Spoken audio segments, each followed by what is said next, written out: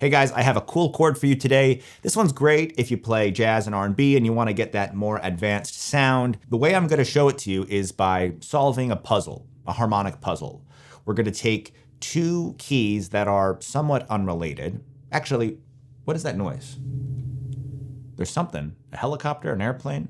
I was really on a roll there. Where was I? I'm gonna solve this harmonic puzzle. And the puzzle is gonna be how you get from one key to another. And these two keys that we're gonna play around with are gonna be completely unrelated. We're gonna go from C major to F sharp major. These are on the opposite ends of the circle of fifths. And if you don't have this chord in between, it could still sound okay with like some good voicing, something like this. That sounds kind of cool. But there's this lack of a transition from C major 7 in that case to an F sharp major 7. So what we're going to do is kind of like a secondary dominant, but with a little twist. So a secondary dominant is like, I call it a VX gas chord. I don't know why I call it that. Well, I do know why I call it that, because it's the 5 of X. X is whatever chord you're going to. In this case, we're going from C major to F sharp major. And what's the 5 of F sharp major? It's C sharp. 1, 2, 3, 4, 5. If you go up the F sharp major scale, whatever that fifth note is, that's going to be the 5 of F sharp, 5 of X, V of X, VX gas. You know, there's something about that dominant 7th chord, like in this case, going from C sharp, or rather C major 7 to a C sharp 7 to the F sharp. Yes, there is that transition. I'll play it without talking. But the dominant 7th chord, the C sharp 7 chord, has so much tension within it. It's almost like it sticks out like a sore thumb. It lacks smoothness. It's that tritone in there. Sometimes you want that tension and release as you go from the 5 to the chord it's resolving to. But you know, for the more modern R&B sound, a little more contemporary smoothness, you don't want to use that chord.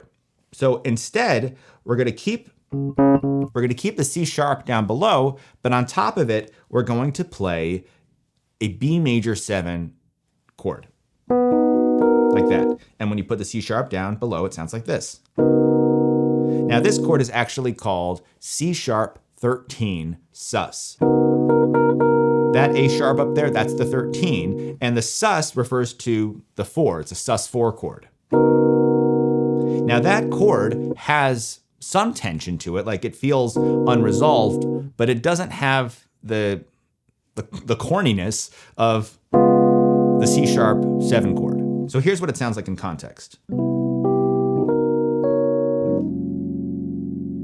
So that transition chord really helps us get from C major to F sharp. If you have an easier time thinking about it as B major 7 over C sharp, that's fine too. Essentially, the formula is you play a major 7 chord that's a whole step below the root. The root is C sharp, the whole step below C sharp is a B, so you're going to play a B major 7 chord above the C sharp. And that leads to some version of F sharp major 7. So let's do another example going from C major to a different key, and we'll use a different voicing as well. So now let's go to another unrelated key. Let's go to A flat major. We'll go from C major to A flat major. Without the transition chord, it sounds like this.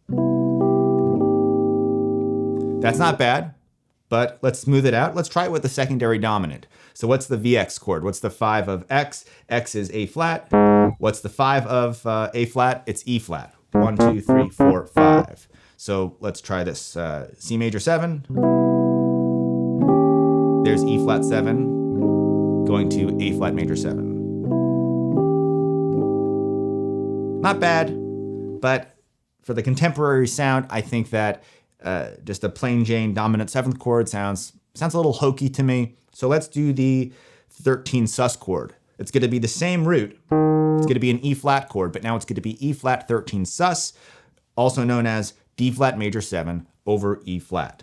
Now, you can use different inversions of this D flat major 7 chord. Let's say you do it with the A flat on top or the F on top. All I'm doing is taking this voicing and doing different inversions of it. All of these are fair game with that E flat underneath. You can also add the 9. You could do this kind of thing. Now, when I say 9, I'm actually talking about the 9 of the D flat major 7 arpeggio. But if you're thinking of it in terms of E flat 13 sus, that E flat up there is actually the root. But again, we're using this as a transition chord, so let's do all 3. C major 7. There's our E flat 13 sus to an A flat major 7, or A flat major 9 in this case. Without me talking. Now, another really cool application for this 13 sus chord is to just play a sequence of 13 sus chords in a row. For instance, going up minor thirds, that would sound like this. Say we're starting on C 13 sus. That would be like this. It's like a B flat major 7 over C. Take that up a minor third. Now we have E flat 13 sus to an F sharp 13 sus, going back down. And then finally resolving, in this case, to F major 7. I'll do that one more time. Now, if you want to learn more ways of making your chord progressions and your chords sound more advanced and more modern, you should definitely check out my Jazz R&B Chord Accelerator. It is on sale right now. It has all of my best material on how to do what I just did and so much more. How to reharmonize, how to analyze songs that you love, how to build voicings and chord progressions, everything I know. And you don't have to read any music in order to take this course. It is all spelled out with the keyboard, and I write everything out by hand with actual letter names, not notes. So very user-friendly for anybody at any level. Check it out, linked on the screen or in the description below.